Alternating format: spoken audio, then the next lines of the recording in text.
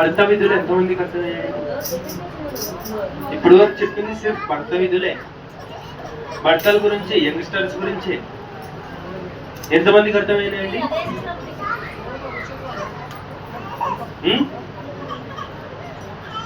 భర్త విధులు ఎంతమందికి అర్థమయ్యాయి? అయ్యా మీకే అందరిని అడుగుతున్నది, మీకే చెప్పండి అన్న, ఏమని చెప్పండి అన్న కొంచెం. సరే మాట వరుసకైనా కొంచెం అర్థమైందని చెప్పండి కదా.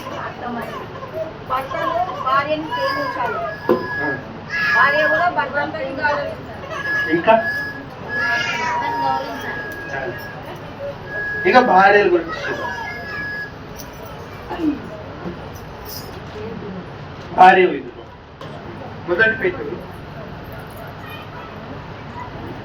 మొదటి పేతురు 3వ అధ్యాయము 6వ వచనం. ఆ కొలస్సీలుగా గడ్డ పెట్టిన తర్వాత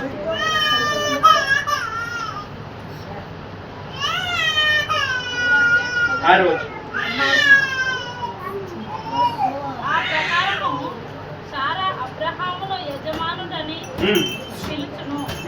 అతనికి లోబడి ఉండెను.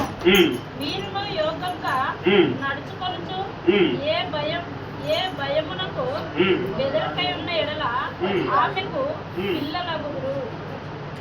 మొదటి పేతురు 3వ అధ్యాయము 6వ వచనం. ఆ ప్రకారము శారా మరలా ఇచ్చారు. ఆ ప్రకారము శారా అబ్రహామునకు యజమానుడని పిలుచుచు అతనికి లోబడి ఉండెను. మీరును యోగ్యంగా నడుచుకొనుచు ఏ భయమునకు బెదరకై ఉన్న ఎడల ఆమెకు పిల్లలగురు. ఏమంటాయి ఇక్కడ? ఏదో అర్థం కాదు. అక్కడ ఫుట్ నోట్ ఉంది చూడండి, ఫుట్ నోట్. ఇప్పుడు చదువుదాం. ఆ ఫుట్ నోట్ ఉన్న చోట మేలు చెయ్యొచ్చు అని పెట్టి చదువుదాం. ఓకేనా? మరలా ఇప్పుడు 6వ వచనం. ఆ ప్రకారం శారా అబ్రహామును యజమానుడిని పిలుచుచు అతనికి లోబడి ఉండెను.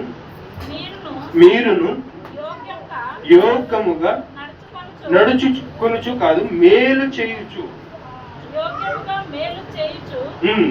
ఏ భయమునకు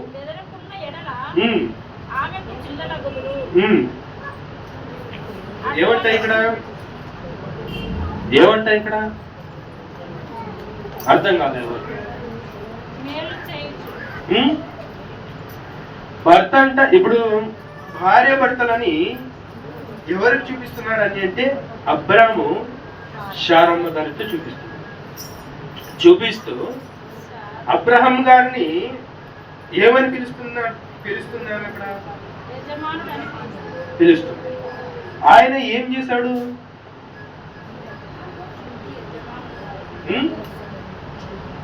అక్కడ ఉన్నటువంటి సందర్భం మిమ్మల్ని అడుగుతుంది. యజమాని అని చెప్పేసి శారమ్మ గారు అబ్రహాం గారిని పిలిచింది. పిలిచినప్పుడు అబ్రహాం గారు ఏం చేస్తున్నాడు? కాదు, మరలా చదువు. ఆ ప్రకారం శారా అబ్రహామును పిలుచుచు అతనికి లోబడి ఉండెను. చాలు. స్త్రీ గురించి చెప్తున్నాడు ఇక్కడ. ఏమని చెప్తున్నాడు అని అంటే అబ్రహాం గారిని శారమ్మ ఎలా పిలిచిందంట? యజమాని అని చెప్పేసి పిలిచింది. యజమాని అంటే అర్థం కాదు. యజమాని అంటే అది గౌరవంగా పిలిచాడా లేకపోతే అగౌరవంగా పిలిచిందా? ఇక్కడ ఏం తెలియజేస్తున్నాడని అంటే ఒక స్త్రీ భర్తను ఎలా గౌరవించాలని అంటే పిలిచే విధానములో మీరు ఎలాగైనా పిలిచండి. నేను సపోజ్ కొన్న అమ్మాయి ఉంది, ఒరే ఫిలిప్ అనింది అనుకోండి, అది బాగోదంట, అలా పిలవకూడదంట.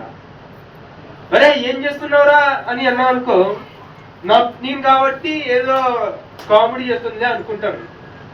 ఎందుకంటే నేను ఒక కామెడీ ఉంటాను ఇంట్లో.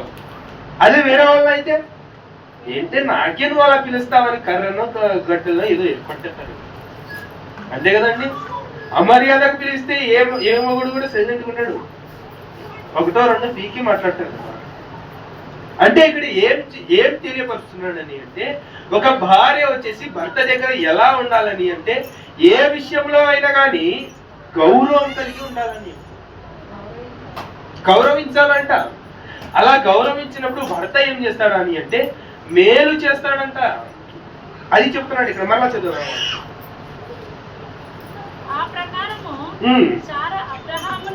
శారా అబ్రహాముని పిలుచును, అతనికి లోబడి ఉండెను, మీరును యోగ్యముగా మేలు చేయుచు. భార్య వచ్చేసి భర్తకు వచ్చేసి గౌరవం ఇచ్చింది అనుకోండి, భార్యకు మీరు అపమేలు చేయకూడదంట, భార్యకు బాధ పెట్టకూడదంట. ఏం చేయాలంటే భార్య భర్తకు గౌరవించాలంట. గౌరవించినప్పుడు మీకు మేలు కలుగుతుందంట, మీకు మంచిగా ఉంటుందంట, మీ సంసారం అనేది చక్రంగా ఉంటుందంట. చదవండి ఇప్పుడు ఆ మాటను మరలా.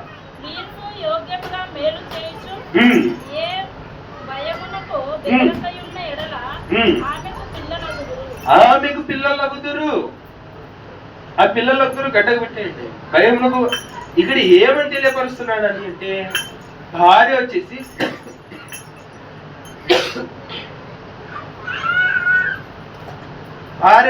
భర్తకు ఏం చెయ్యాలంట? గుర్తుపెట్టుకోండి. ఇక్కడ ఉన్నటువంటి వారందరూ లేడీస్ అందరూ గుర్తుపెట్టుకోండి. ఏమని గుర్తుపెట్టుకుంటారని అంటే, భర్తకు ఏం చేయాలంట?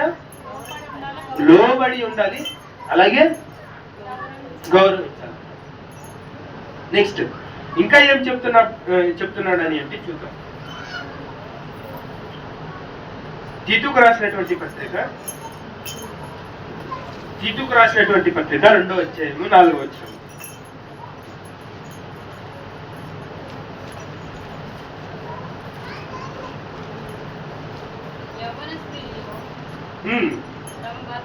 రెండో అధ్యాయం 4వ వచనం.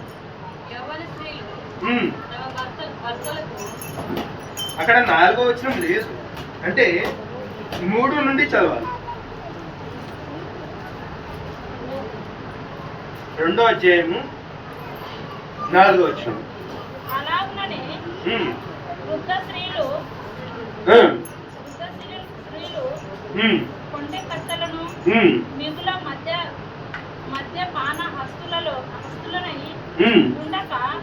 ప్రవర్తన యందు భయభక్తులు గలవారై ఉండవలననియు, దేవుని వాక్యము దూషింపబడకుండానట్లు యవ్వన స్త్రీలు తమ భర్తలకు లోబడి ఉండి తమ భర్తలను శిశువులను ప్రేమించువారును, స్వస్థ బుద్ధి గలవాడును, పవిత్రులను, ఇంట ఉండి పని చేసుకొని వారును మంచివారునై ఉండవలనని బుద్ధి చెప్పుచు మంచి ఉపదేశము గలవారునై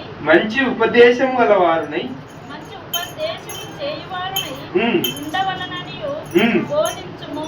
ఏమంటున్నాడు ఇక్కడ?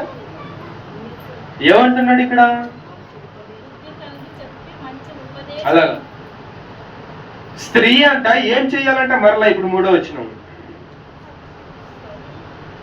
అలాగుననే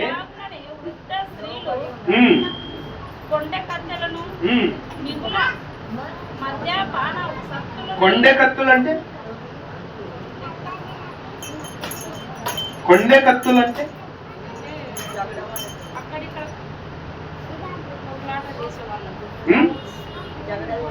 కొంచెం దగ్గరలో ఉన్నారు. ఇంకా చదవండి ఇప్పుడు ఆ మాట చదవండి.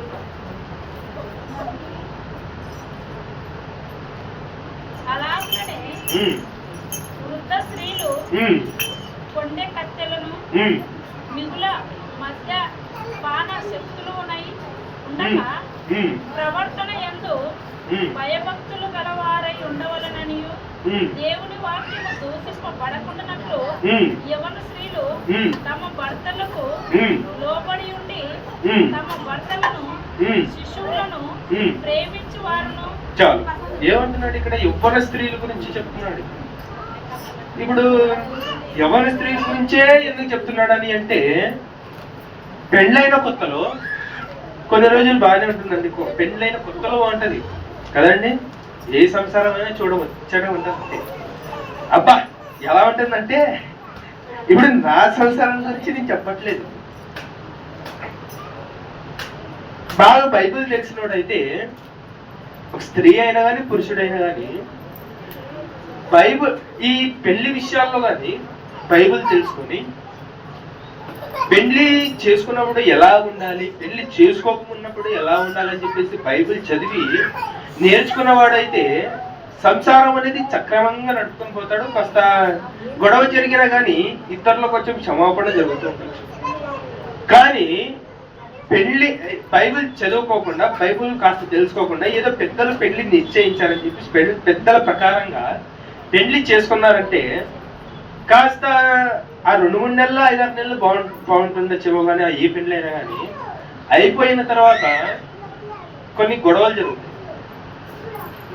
అంతే కదండి. పెళ్ళైన కొత్తలో ఆ జంట ఎలా ఉంటుందండి, అందరు ఏమనుకుంటారంటే ఏ జంట ఉన్నా కానీ ఇలా ఉండాలండి జంట అంటే అన్నట్టుకుంటుంది. అప్పుడు పెళ్ళైన కొత్తలో అలా ఉన్నప్పుడు అందరూ అలా అనుకుంటారు. అదే ఆ 5-6 నెలలు అయిపోయినాక కొన్ని గొడవలు అయినాక చూడండి ఎలా ఉంటారు. వచ్చే నీళ్లు తీసుకురాయే బాబు అంటే, నిందాను వచ్చి తెచ్చుకో. వచ్చే అన్నం పట్టరాయే బాబు అన్నాం అనుకోండి, నేను పట్టరా నువ్వే తెచ్చుకో అన్నట్టుగా ఉంటుంది. తర్వాత అంటే కొంతమంది అలా ఉంటారని చెప్పి చెప్తున్నాను. అంటే ఇప్పుడు ఏమని చెప్తున్నాడంటే యవ్వన స్త్రీల గురించే ఎందుకు చెప్తున్నాడు అని అంటే, ఇక్కడ పెళ్ళైన కొత్తలో అలా ఉంటది. ఇప్పుడు పెళ్ళైన దాని తర్వాత 1 సంవత్సరం 2 సంవత్సరాలకి గొడవలు దారుణంగా జరుగుతాయి. యవ్వనస్తులు ఎవరైనా కానీ వారి రక్తం ఎలా ఉంటుందండి, ఉడుకు రక్తం ఉంటారు. ఎలా చిన్న మాట అన్నా కానీ కొంతమంది పడరు, చిన్న మాట అన్నా కానీ వారసలేరు కొంతమంది. అలా ఉన్నప్పుడు యవ్వన స్త్రీలకి ఏం చెప్తున్నాడు, ఇప్పుడు మరలా చదువుదాం అన్నమాట. ఎన్నో అధ్యాయము,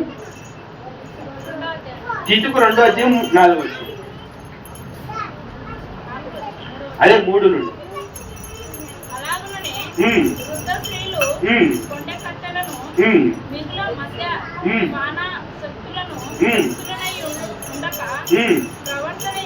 ప్రవర్తన యందు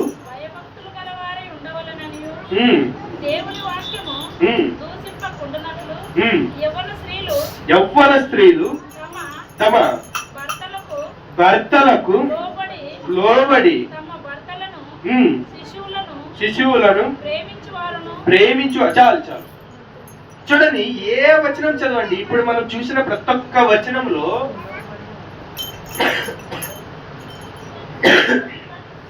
మనం చదివినటువంటి ప్రతి ఒక్క వచనంలో ఒక మాట ఖచ్చితంగా కనిపిస్తుంది. ఏంటి ఆ వచనం మాట చెప్పండి. లోబడి ఉండక. ఏ వచనమైనా చూడండి, ఇప్పుడు చదివినటువంటి ప్రతి ఒక్క వచనంలో కూడా, ప్రతి ఒక్క విషయంలో కూడా లోబడి ఉండు అని ప్రతి ఒక్క విషయంలో చెప్తున్నాడు. ఎందుకు చెప్తున్నాడు ఆ మాట? అంటే ఆ మాట అంతగా ప్రస్తావిస్తున్నాడు అని అంటే ఆ మాట చాలా ఇంపార్టెంట్ అని. లోబడి ఉంటే ఏమైతుంది, సంసారం అనేది కలిసిగా పోతుంది. లోబడి ఉంటే ఏమైతుందని అంటే, ఇదిగోండి ప్రతి విషయంలో గొడవ రాకుండా నవ్వుతూ పాడుతూ వెళ్తారంట. ఒకరిని ఒకరు గౌరవించుకొని ముందుకు వెళ్తుంటే బాగపోతారంట. ఎందుకు ఇన్ని మార్లు లోబడి ఉందని చెప్పి చెప్తున్నాడు. చూద్దాం మరలా ఆ మాట చదువు. తీతుకు 2వ అధ్యాయం 3 నుండి.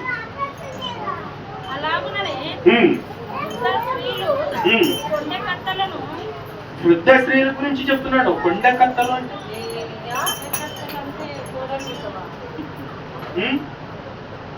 కొండే కత్తలు అంటే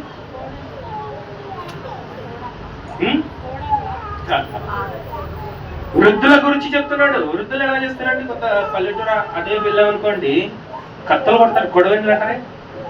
కొడవలు అంటే తెలుసా, ఇలా పట్టుకొని ఇలా గడ్డిని పీకుతారు. గొడవ జరిగినప్పుడు అలాంటివి పట్టుకోద్దు అంటున్నాడు ఇక్కడ. గొడవ జరిగినప్పుడు ఇలాంటి కొండె కత్తులు పట్టుకొని భర్తల మీద వెళ్ళకూడదంట. చూడండి మరలా ఇక్కడ ఆ మాట చదవండి, అర్థమవుతుంది ఇప్పుడు.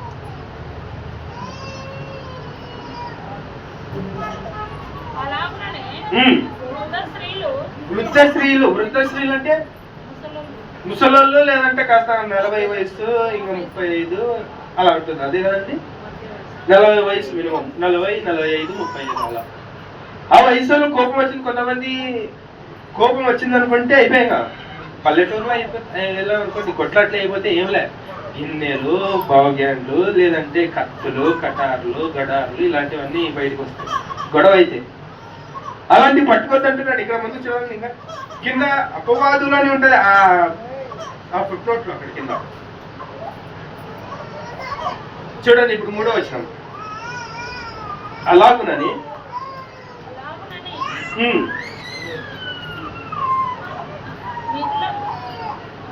అలాగుననే వృద్ధ స్త్రీలు కొండె కత్తులను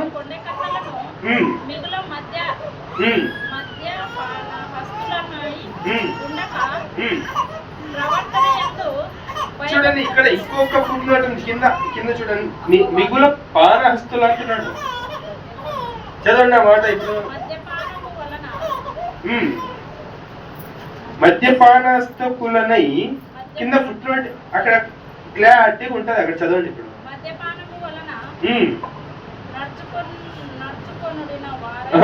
మద్యపానము వలన వశపరుచుకొనబడిన వారునై.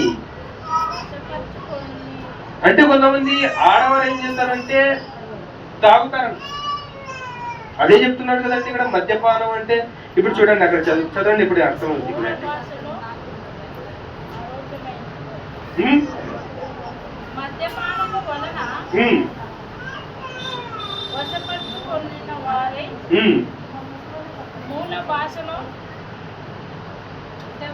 అదే ఉంది కదండి కింద. ఇప్పుడు ఆటికి వచ్చేద్దాం మళ్ళా. 5వ వచనం, మిగుల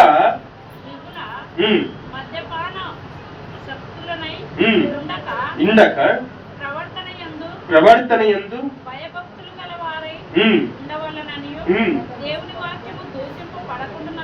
ఇక్కడ ఎవరి గురించి చెప్తున్నాడు అర్థమైందండి? మొదట ఎవరి గురించి ఈ సందర్భం అంతా ఎవరి గురించి చెప్తున్నాడు అర్థమైందా?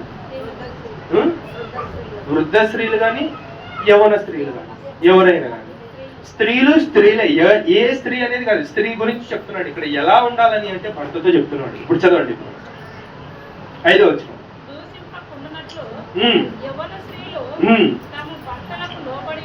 తమ భర్తలకు లోబడి ఉండి శిశువులను ప్రేమించువారును ఇంట ఉండి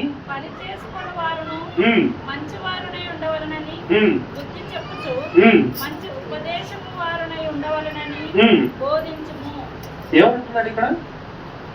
స్త్రీలు ఎలా ఉండాలని అంటే దేవుని యందు భయభక్తులు కలిగి ఉండాలంట. ఫస్ట్ అదే మొదట స్టార్ట్ చేస్తున్నాడు. బుద్ధి కలిగి ఉండాలంట, దేవుని యందు విధేయత కలిగి ఉండాలి, దేవుని యందు ప్రార్థన భక్తి కలిగి ఉండాలి, పవిత్రంగా ఉండాలి, ఇంకా భయభక్తులు కలిగి ఉండాలి. భయభక్తులు కలిగి ఉండటం అంటే భార్య భర్తలకు ప్రతిరోజు తినేటప్పుడు కానీ పండుకునేటప్పుడు కానీ ఎలా ఉండాలని అంటే ఇద్దరు కలిసి ప్రార్థన చేసుకోవాలంట. నా జీవితం సగటు జీవితం ఇప్పుడు నేను పెళ్ళైనప్పటి నుంచి నేను ఎలా ఉన్నానంటే నేను చెప్తాను చూడండి. ప్రార్థన చేసుకునేటప్పుడు మేము ఇద్దరం ఎలా చేసుకుంటామంటే, మీరు కూడా ఇలా పాటించండి, మీకు కూడా నచ్చుతుంది. ఇలా మీ ఇద్దరం ఎలా ఉంటామంటే, ప్రార్థన చేసేటప్పుడు దగ్గరకు వచ్చి ఇద్దరం మోకాళ్ళు వేసి ఒకరి చేతులు ఒకరు పట్టుకుంటూ వింటుంటేనే బాగుంటుంది. చేస్తే ఇంకెంత బాగుంటుంది. అలా చేయండి ఖచ్చితంగా. మీరు ఎంతమంది భార్యాభర్తలు ఉన్నారు ఇక్కడ? ఎంత 4-5 జంటలు ఉన్నాయి. అది యవ్వనస్తులైనా కానీ స్త్రీలైనా కానీ పురుషులు ఎంతమంది అయినా కానీ ఏం చేయాలంటే, ఇద్దరు భయభక్తులు కలిగి ఉండడం అంటే అలా చూడండి. ఇద్దరు మొగాళ్ళు వేసి ఒకరి చేతులు ఒకరు పట్టుకొని ఒకరి గురించి ఒకరు ప్రార్థన చేసుకోండి. ఎంత బాగుంటుందండి అలా ప్రార్థన చేసుకుంటే. ఆ కుటుంబం ఇంకా చూడముచ్చటగా ఉంటుందండి. అంటే దేవుని యందు భయభక్తులు ఎలా కలిగి ఉండాలంటే అలా కలిగి ఉండండి. కాస్త ప్రార్థన జీవితం మనం బైబిల్ అంటే చదవలేం లేండి, ప్రార్థన చేసుకోగలం కదా. అయ్యా యవనస్తులు మీరన్నా కాస్త చేయండి. అయితే ఇక్కడ ఎలా ఉండాలంటే భయభక్తులు కలిగి ఒకరినొకరు ప్రేమించుకోవాలంట, దేవుని యందు భయభక్తులు కలిగి ఉండి కొడుకుల్ని కుమారుల్ని దేవుని యందు పెంచాలంట. నెక్స్ట్ మనం ముందుకు చూసుకున్నాం సామెతల గ్రంథం 31వ అధ్యాయము 15వ వచనం.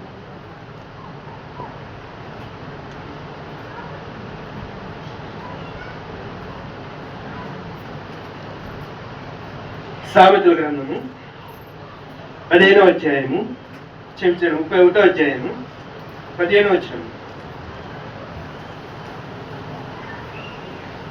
ఆమె చీకట్లోనే లేచి తమ ఇంటి వారికి భోజనము సిద్ధపరచును.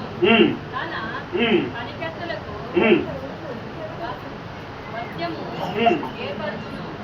ఆమె పొలమును చూచి దాన్ని తీసుకొనిను. తాము కూడబెట్టిన ద్రవ్యము పెట్టి ద్రాక్ష తోట ఎక్కటి నాటించును. చాలు. ఏమంటుంది ఇక్కడ? స్త్రీ ఎలా ఉండాలంట? స్త్రీ ఎలా ఉండాలంట? సంసారం గురించి చెప్తున్నాడు ఇక్కడ. స్త్రీ ఎలా ఉండాలంట? మరలా చదువు 15వ వచనం. కాదు 15వ వచనం. ఆమె చీకటితోనే లేచి తన ఇంటి వారికి భోజనము సిద్ధపరచును. ఏం చేయాలంట స్త్రీ? చెప్పాలి. కుటుంబాన్ని చక్కగా చూసుకోవాలంటే ఒక భాగం చెప్తున్నాడు ఇక్కడ. చీకటిలోనే లెగిసి అంటే 4 గంటలకే లేవాలి. 4 గంటలకే లేవడమేనా? అన్నం పాని టీలు అవి ఇవి చేసుకుంటే అందరు అప్పటిలోపల లెగుస్తారు. లెగిచి వారి దగ్గరికి అన్నమో నీలో టీ అలా తీసుకెళ్ళాం అనుకోండి, వాళ్ళ మనసులో ఒక ఆలోచన వస్తుంది. ఆహా మంచిలే అన్నట్టుగా ఒక ఆలోచన వస్తుంది. మంచిదే కదండి. చీకట్లోనే అది సాంప్రదాయం అంటారు కొంతమంది. పొద్దున్నే ఒక ఆడమ్మాయి లేచి ముగ్గేయడం అలాంటివి జరుగుతుంటాయి కదండి బయట. అంటే ఇక్కడ అదే చెప్తున్నాడు. ఏమని చెప్తున్నాడంటే ఒక స్త్రీ తన కుటుంబీకులకి ఎలా చూసుకోవాలని అంటే పొద్దున్నే లెగిచి అన్నపానీయములు ఏవైతే ఉన్నాయో అవి అక్కర అవసరతలు ఒక స్త్రీ చూసుకోవాలంట. నెక్స్ట్ ముందుకి భత్యము అంటే కింద ఉంది చూడండి. భత్యము అంటే పనిని ఏర్పరచును. ఒక స్త్రీ చక్కని ఒక ఇల్లాలు అంటారు కదండి. ఇంటికి వచ్చినటువంటి అమ్మాయిని ఇల్లాలే అంటారు. ఆ స్త్రీ ఏం చేయాలని అంటే ప్రతి ఒక్కటి ఇంటిని చూసుకోవాలంట. ప్రతి ఒక్క పనిని ఆమె చేతిలో తీసుకోవాలంటే ఇంటి పని ఏదైతే ఉందో ఆమె చూసుకోవాలంట. ఇంకా ఆమె పుట్టినిల్లు ఏదైతే ఉందో అది మర్చిపోవాలంట. మర్చిపోయి నీ ఇంటిని ఎలాగైతే చూసుకుంటుంటావో, మీ ఇంట్లో ఎలాగైతే ఉన్నావో నీ ఇల్లు అనుకోని. పెద్దలు ఏ మాట అన్నారంటే అదే. ఆ మాట ఏమన్నా కానీ అది చూడిపేసుకుని వెళ్ళిపోవాలి అంటుంటారు కదండి పెద్దలు. ఒక మాట అంటుంటారు, దాన్ని లైట్ గా తీసుకుని అలా ఉండి నీ సంసారం ఎలా చూసుకోవాలంట? సొంత ఇల్లుగా చూసుకోవాలి. అలా చూసుకున్నప్పుడు నీ సంసారం ఎలా ఉంటుందంటే బాగుంటుంది. ఇది నాది, ఇది నా సంసారం, ఇది నాది అని చెప్పేసి నువ్వు ఎప్పుడైతే భావిస్తావో అప్పుడు నీ సంసారం చక్కబడుతుంది. కొంతమంది ఉంటారండి పని చేయాలన్నా కానీ కొంతమంది ఎలా చేస్తారంటే అబ్బా ఎంత చేయాలరా బాబు అని అంటారు. అంతేకాదండి కొంతమంది సంసారంలో. నా కుటుంబంలో అలా లేదు. ఎందుకంటే నా కుటుంబం నా దేవునికి నేను మొదట్లోనే అడిగేస్తాను. నేను దేవా నా కుటుంబం ఎలాంటి వారిని ఇచ్చినా వారు నీ సేవలో పెంచుతాను అనగానే నా కుటుంబానికి చక్కని వారిని దయచేస్తాను. వారు కూడా అండి ఇప్పుడు ఒకే మాట చెప్పాలని అంటే ఆరు కుటుంబంలో ఎక్కడ విజయవాడలో ఆమెను అడగండి. వారి కుటుంబం అంటే వాళ్ళ కులంలో ఎవరైనా పిల్లలు వచ్చినా కానీ అందరు హిందువులే వచ్చారంట. కానీ దేవునికి ప్రార్థన అనగానే క్రైస్తవులు తెచ్చేసారంట. అదే వారి కుటుంబంలో ఏముందనేది సంగతి కాదు. అక్కడ వారి కుటుంబంలో తినడానికి ఇప్పుడు మెతుకులు ఉన్నాయా లేవా అని కాదంట. దేవునిలో ఉన్నావా లేదా అనేది ముఖ్యం. అంతే కదండి. ఉన్నా లేకపోయినా అనవసరం, అవి నీ దేవుడు చూసుకుంటాడు. కానీ దేవునిలో ఉన్నావా లేదా అనేది పాయింట్. అంటే ఏం చెప్తున్నాడు స్త్రీ గురించి ఇక్కడ? ఏం చేయాలంట స్త్రీ?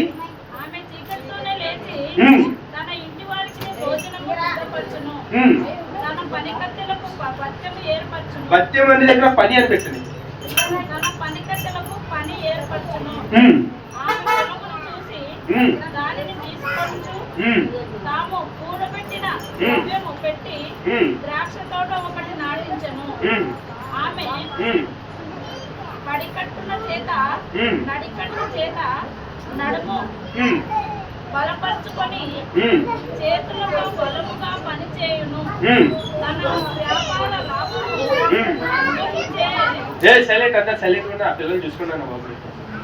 అనుభవము చేత తెలుసుకొను.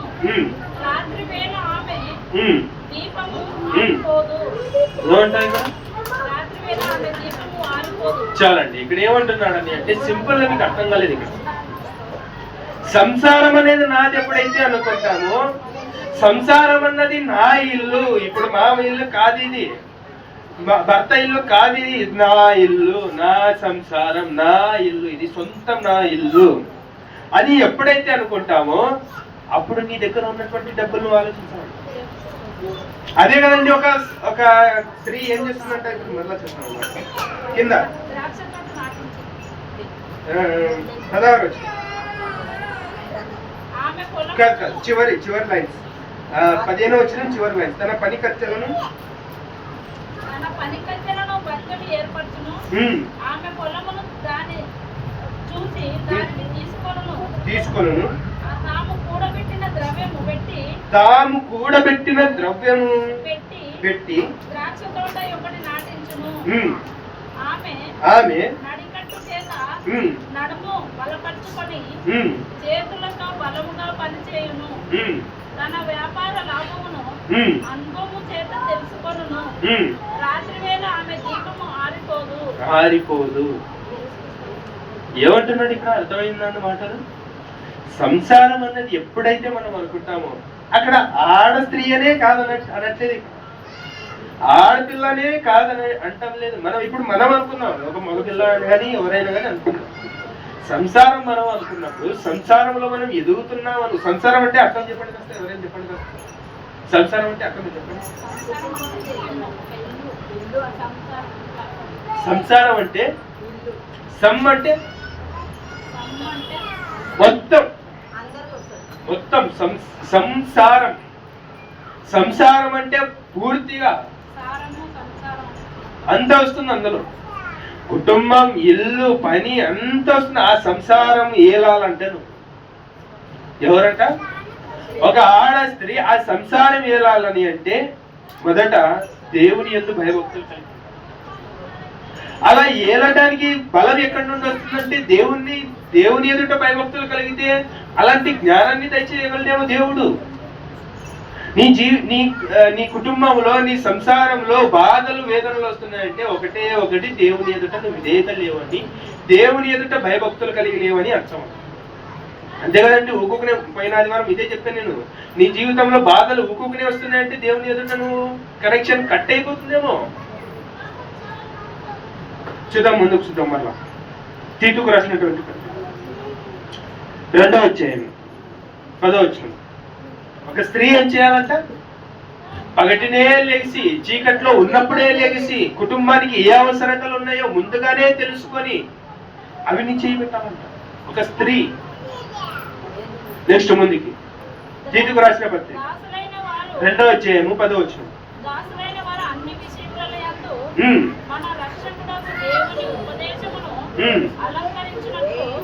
తమ యజమానులకు ఎదురుమాట చెప్పక ఏమీయు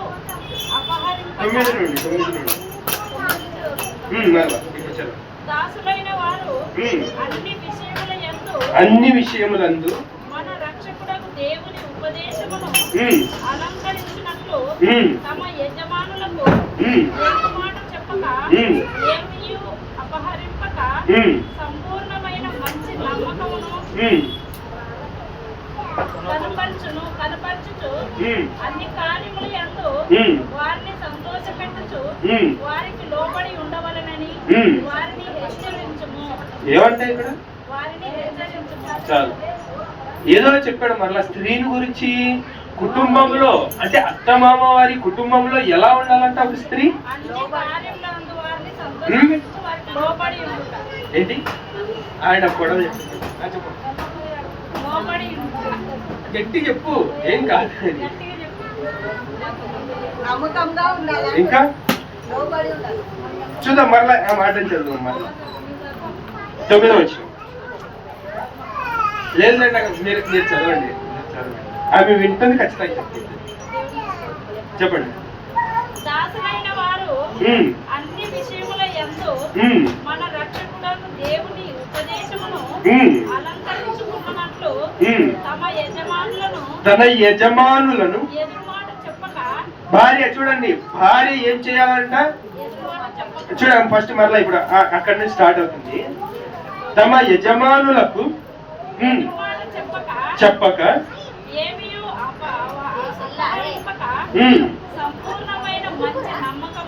సంపూర్ణమైన మంచి నమ్మకమును నెక్స్ట్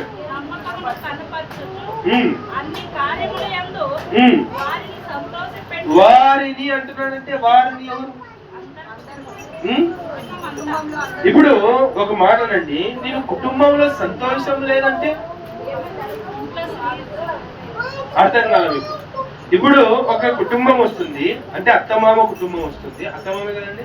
అత్తమామ కుటుంబంలో వచ్చినప్పుడు ఆ కుటుంబంలో సంతోషంగా ఉండాలని అంటే మొదట అలాగా మొదట భర్తను విధేయత కలిగి ఉంటాడు. అర్థం కాల? మరలా చెప్తాం మాట. మన అక్కడ తమ యజమానులకు అక్కడ నుండి తమ యజమానులకు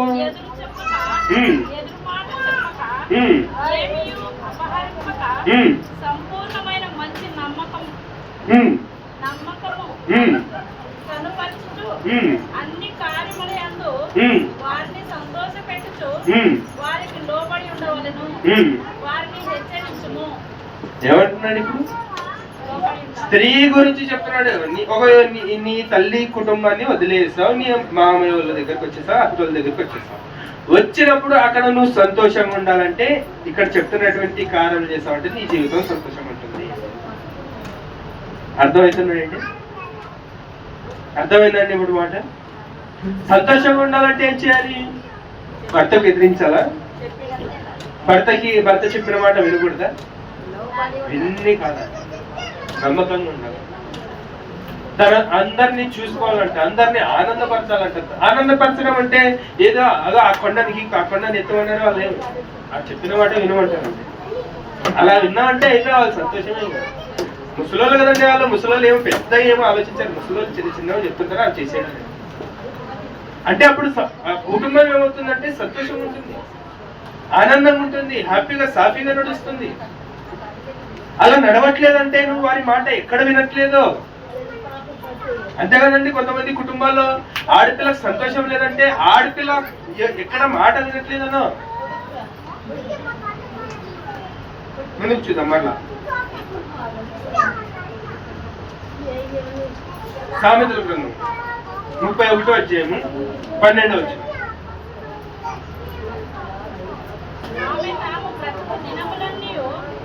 సామెతల గ్రంథము 31వ అధ్యాయము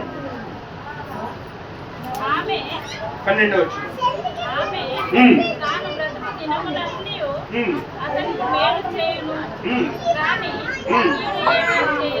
స్త్రీ ఎలా ఉంటుందంట చెప్పాలి. స్త్రీ ఎలా ఉంటుందంట? అయ్యా దయచేసి మీ పిల్లలు కాసేపు సైలెంట్ వచ్చండి అయ్యా ప్లీజ్.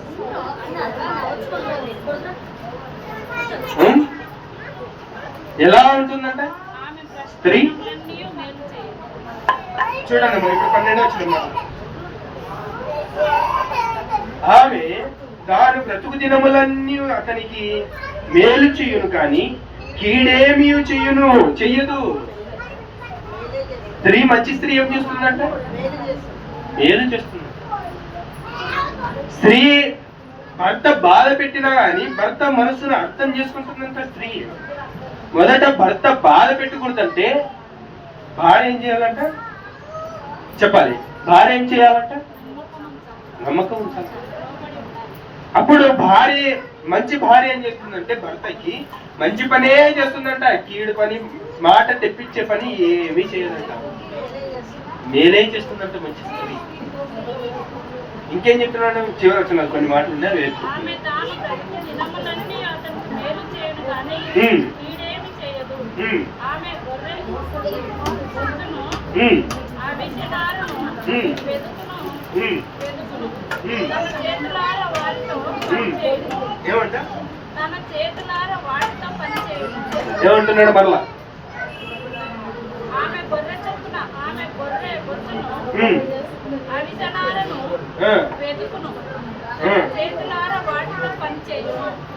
ఏమంటున్నాడు? అర్థం కాలేమో.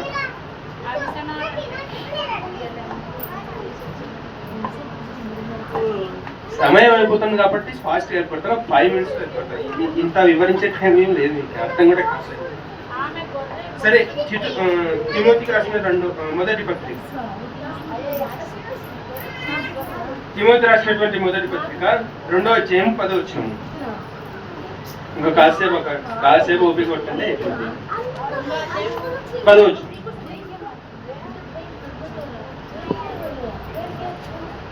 తిమోతి రాసినటువంటి మొదటి పత్రిక 2వ అధ్యాయం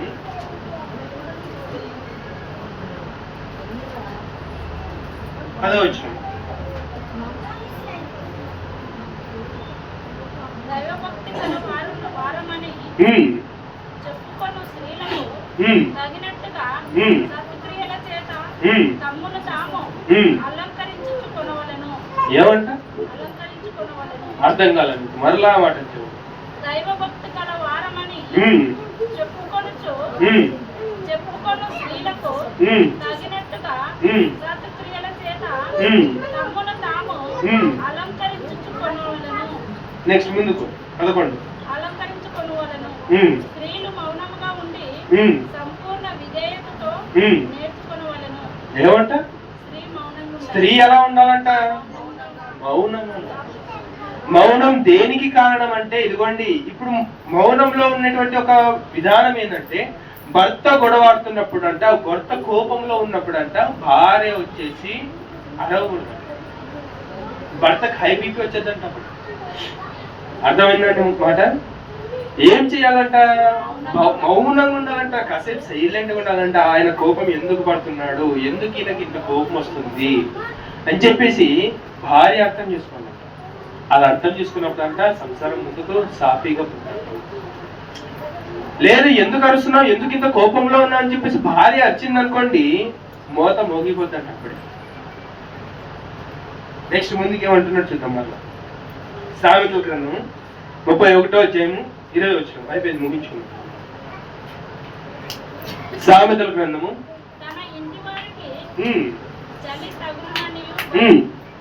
31వ అధ్యాయం 20వ వచనం.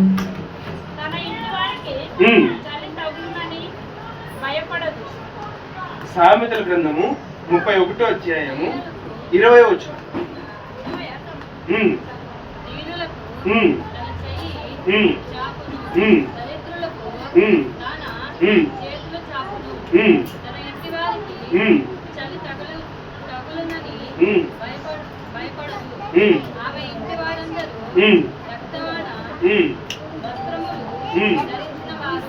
ఏమంట? ఏమంట? అర్థం కాలే, మరలా 20వ వచనం.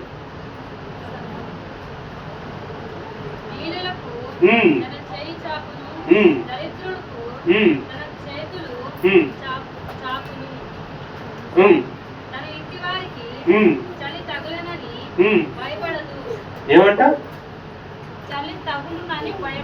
చలి తగులునని భయపడదంట.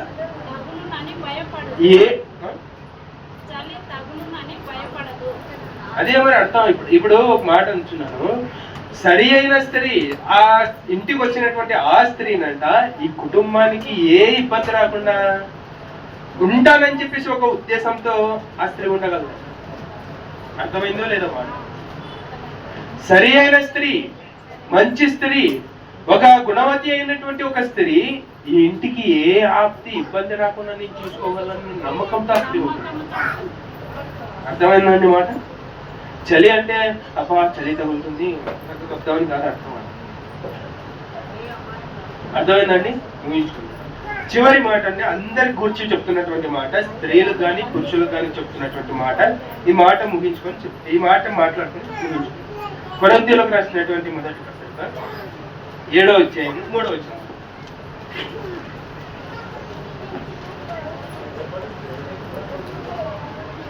టైం ఎంత అండి? కాస్త ఎవరైనా చెప్పగలరా?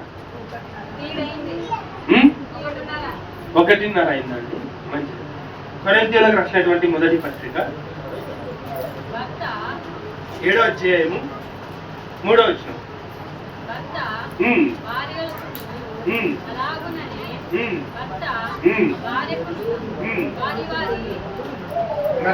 క్లారిటీ చదవండి. 3వ వచనం ఇప్పుడు చదవండి.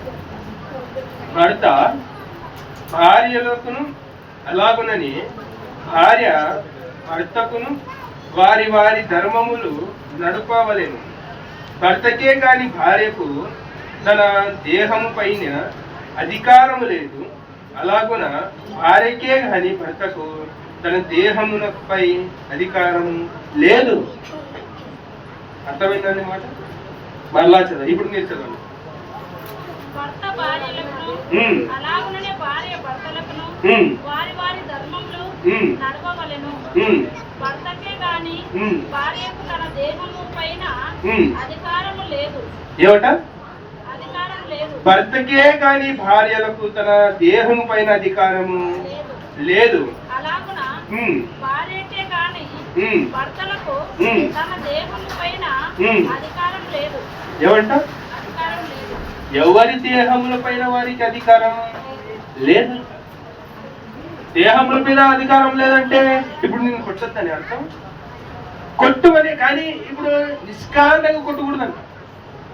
నిష్కారణంగా నువ్వు కొట్టావంటే నీకు అధికారం లేదంటే ఇప్పుడు అక్కడ అర్థమైందండి మాట. ఇప్పుడు అక్కడ